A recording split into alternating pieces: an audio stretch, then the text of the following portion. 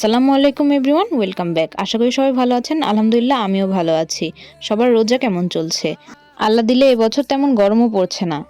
ফুচকা বলতেই আমরা অধিকাংশ মেয়েরই পছন্দের খাবার হিসেবে জানি। দিনে তো রোজা থাকা হয় এবং সন্ধ্যার পরে মেয়েদের বাইরে যাওয়া অ্যালাউড না। তাই মেয়েদের জন্য বাসায় কি করে সহজে একদম ফুচকা বানিয়ে নেওয়া যায় তার একটা রেসিপি নিয়ে চলে এসেছি, যাতে সন্ধ্যার পরে তারা বানিয়ে খেতে পারে। কারণ বাইরে গিয়ে খাওয়ার পারমিশন তো তাদের নেই। এখন এটা মেয়েদের জন্য দুঃখের ব্যাপার হলেও সলিউশন তো খুঁজতেই হবে। সেই সলিউশন নিয়েই আজকে আপনাদের সামনে। চলুন তাহলে দেখে নেওয়া যাক ফুচকার রেসিপিটা খুব সহজেই কি করে বাসায় ঝটপট ফুচকা বানিয়ে ফেলা যায়। এখানে আমি 1 কাপের মতো ডাবলি বুট নিয়ে নিয়েছি। কাবলি বুট আর ডাবলি বুট কিন্তু আলাদা। এখানে খোসা সহ ডাবলি বুট নিয়ে নিয়েছি। কাবলি বুট হচ্ছে ছোলার বুট বা ছোলার ডাল বলি সেগুলো, আর এটা হচ্ছে ডাবলি ডাল।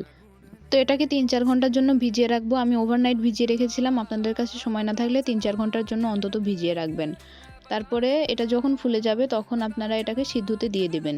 এখানে 1 চা চামচের মতো পাকা তেঁতুল নিয়ে নিয়েছি এবং এটাকে সামান্য একটু পানি দিয়ে কিছুক্ষণ ভিজিয়ে রাখবো। এবার যেই ডালগুলো আমি ভিজিয়ে রেখেছিলাম এবং ফুলে উঠেছিল সেগুলোকে আমি এখন সিদ্ধ করতে দিয়ে দিব। এর সাথে 2-3টা আলু দিয়ে দিব। আলুগুলো আমি একদম পরিষ্কার করে নিয়েছি, একসাথেই সিদ্ধ করে নিচ্ছি। আপনারা চাইলে আলাদাও সিদ্ধ করে নিতে পারেন। আমি একসাথে সিদ্ধ করছি, এই জন্য একদম পরিষ্কার করে নিয়েছি ছোচাগুলো। আর সাথে একটা ডিমও একদম পরিষ্কার করে নিয়ে নিয়েছিলাম। আপনারা এটাও আলাদা সিদ্ধ করে নিতে পারেন আলুর সাথে। আমি একসাথে একই কড়াইতে দিয়ে দিচ্ছি কাজ সহজ এবং সুবিধা করার জন্য। এখন এর মধ্যে আমি 2টো পেঁয়াজ কুচি কুচি করেছিলাম সেগুলোকে দিয়ে দিলাম। এখন এগুলো সিদ্ধ হতে যে পরিমাণে পানি লাগবে সেটা আমি দিয়ে দিব এবং কিছু কাঁচামরিচ আমি অ্যাড করে দেবো একসাথে সিদ্ধ হতে। আপনারা যে পরিমাণে ঝাল খান সেই অনুযায়ী অ্যাড করে নেবেন। এখন আমি মিডিয়াম টু লো হিটে ঢাকনা দিয়ে সিদ্ধ হতে রেখে দিব। এখানে আমি কিছু স্টেপ ভুলে গেছিলাম, আপনারা ভুলবেন না।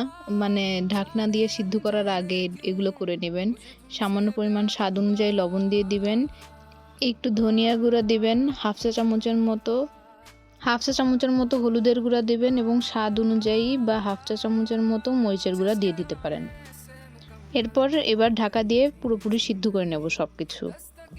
যে পর্যায়ে ডিম এবং আলুগুলো সিদ্ধ হয়ে যাবে সে পর্যায়ে ঢাকনাটা খুলে আমি ডিম এবং আলুগুলোকে তুলে নেব।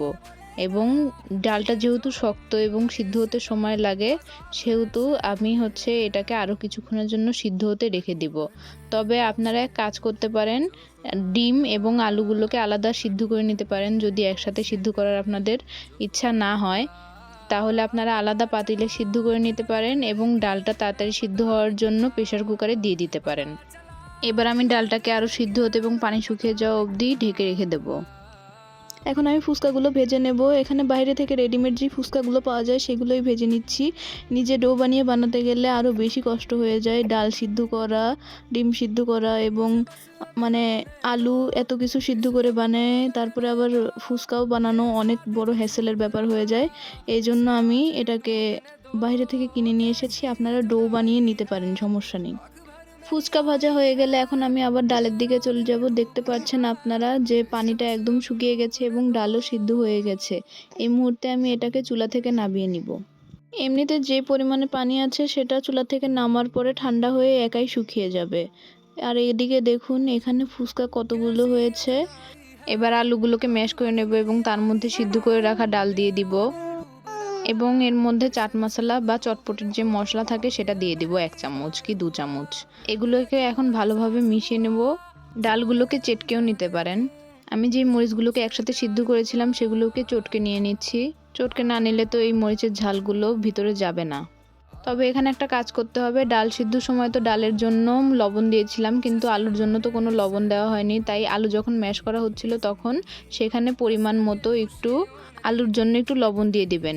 এখন এখানে আমি তেঁতুলগুলো চটকে নিচ্ছি। এটা ভিজিয়ে রেখেছিলাম একদম শুরুতে। চটকে নেওয়া হয়ে গেলে সব রস বের হয়ে গেলে যে বিচি এবং খোসাগুলো বের হবে সেগুলোকে আমি ফেলে দেব। এখন টকের যে মিশ্রণটা বের হয়েছে সেটাকে আমি আলাদা বাটিতে নিয়ে নিচ্ছি এবং এখানে আমি চাট মশলা সামান্য পরিমাণে দিয়ে দিলাম। এবার এটাকে ভালোভাবে মিশিয়ে নেব। এখন আমি এতে কিছু সামান্য পরিমাণে লবণ দিয়ে দিলাম, আপনার স্বাদ অনুযায়ী দিবেন। এখানে আমি 1/4 চামচের মতো নিয়েছি এবং এটাকেও ভালোভাবে মিশিয়ে নিলাম। এবার এখানে আমি হাফ কাপ পানি দিয়ে দিলাম, নর্মাল পানি দিয়েছি এবং মিশিয়ে নিচ্ছি। আপনারা এখানে চিনি অ্যাড করতে পারেন যদি আপনারা মিষ্টি টক চান। আমি মিষ্টি টক খাবো না জন্যই চিনি অ্যাড করিনি। আমি এখানে ঝাল টক খাবো জন্য এখানে আমি মরিচের গুঁড়া অ্যাড করে নিয়েছি। এখানে আপনারা চিলি ফ্লেক্সও ইউজ করতে পারেন। আপনারা যদি ঝাল আর মিষ্টি টক খেতে চান তাহলে এখানে মরিচ এবং চিনি দুটোই অ্যাড করবেন। আর যদি শুধু মিষ্টি খেতে চান তাহলে চিনি অ্যাড করবেন, মরিচ অ্যাড করবেন না। এখানে আমি টকের মধ্যে একটু লেবু দিয়ে দিচ্ছি, লেবুর রস। আপনারা চাইলে এটা স্কিপও করতে পারেন, তবে দিতেও পারেন, খেতে ভালোই লাগে, খারাপ লাগে না। এবার সব নেড়ে মিশিয়ে নেব, তাহলেই আমার কমপ্লিট টক বানানো ফুচকার জন্য। তাহলে আর কি বাকি থাকে? ফুচকার পুর বানানো শেষ, টক বানানো শেষ, ফুচকা ভাজা শেষ, তাহলে তো কোনো কাজই বাকি নেই। এখন শুধু খাওয়া বাকি।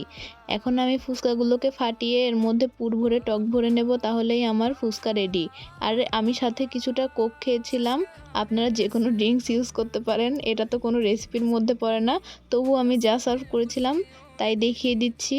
তবে আপনারা যারা টক পছন্দ করেন তাদের জন্য এই পরিমাণের টকটা হয়তোবা খুবই কম কোয়ান্টিটির হতে পারে, তবে আমার জন্য এটা খুবই বেশি ছিল। দেখুন খাওয়ার পরে কত বেঁচে গিয়েছে। তো আপনারা আপনাদের স্বাদ অনুযায়ী বাড়িয়ে কমিয়ে নিতে পারেন। এই ছিল আমার আজকের রেসিপি। Thank you. আসসালামু আলাইকুম।